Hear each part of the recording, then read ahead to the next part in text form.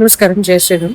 ప్రశ్న రావణ్ అరెస్ట్ అయ్యాడు. మనకు అందరికీ తెలుసు. మీడియాలో ఆల్రెడీ చాలా మంది వీడియోస్ చేశారు. నేను ఒక పోస్ట్ పెట్టాను. నేను ఇంకో పోస్ట్ ఏదో పెట్టినప్పుడు ప్రశ్న రావణ్ గురించి మాట్లాడండి, అది ప్రయారిటీగా తీసుకోండి అని ఎవరో పెట్టారు. దాని గురించి నేను మాట్లాడుతున్నాను. అయితే ఇప్పుడు ఒక విషయం చెప్తాను.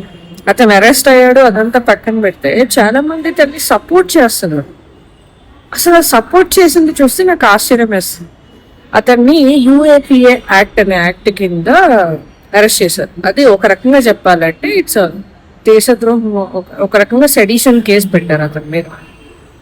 సో అతను ఇండైరెక్ట్ గా సంఘ విద్రోహ శక్తుల్ని ఎంకరేజ్ చేయడం కానీ, హిందువుల మనోభావాన్ని దెబ్బతీస్తూ ఒక కమ్యూనిటీని టార్గెట్ చేస్తూ మాట్లాడడం కానీ, అంతేకాకుండా ఒక బాధ్యత గల పదవిలో ఉన్న పవన్ కళ్యాణ్ గారిని పర్సనల్ గా అటాక్ చేయడం, రాజకీయంగా లేదా భావజాల పరంగా లేదా ఆయన నిర్వహించే బాధ్యతల మీద ఏమైనా క్వశ్చన్స్ ఉంటే నైతికత మిస్ కాకుండా, మాట తూలకుండా కూడా ప్రశ్నించవచ్చు.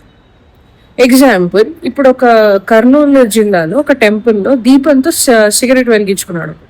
ఇప్పుడు మేము ట్యాగ్ చేసి పెట్టాం. దాని అర్థం ఏంటి? మేము గవర్నమెంట్ని యాక్షన్ తీసుకోరాని ప్రశ్నిస్తున్నాం. కానీ మేము ప్రశ్నించిన విధానానికి అతను ప్రశ్న అని ఛానల్ పేరు పెట్టుకుని అతను మాట్లాడే మాటలకి ఎక్కడ పొంతనలేదు.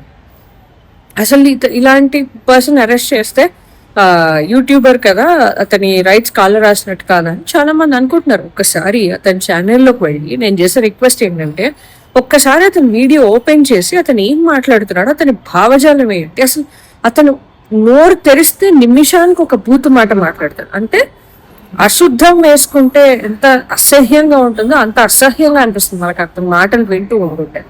అసలు రూపాన్ని చూస్తే నాకు ఇంకా జుగుప్స కలుగుతుంది. నేను బాడీ షేమింగ్ చేయడం లేదు, కానీ అసలు జన్మకోసారైనా స్నానం చేస్తాడా అనిపిస్తుంటుంది. అంత వద్దులే, ఇక బాడీ షేమింగ్ కాదు నేను చేసేది, కానీ అది చూస్తే నాకు జుగుప్స కలుగుతుంది అనమాట. ఆ భాష, ఆ వ్యవహరించే తీరు, పైగా ఈయన గారు చేసిన నృత్యపు చెత్త అప్రచ్చపు వీడియోలన్నీ బయటపడుతున్నాయి. అదేదో దూరేవన్నీ దొంగలు గుడిసెలు చేసేవని శివ పూజలు అన్నట్టు ఈయన గారు చేసే పనులన్నీ ఇలాంటివి, కానీ ప్రపంచానికి మాత్రం నీతులు చెప్పడానికి వస్తుంది.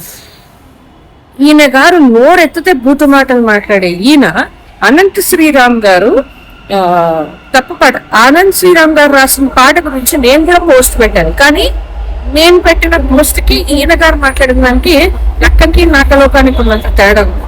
నేను సహేతుకంగా ప్రశ్నించాను, మీరు ఎందుకు అలా రాశారు అన్నట్టుగా నేను పోస్ట్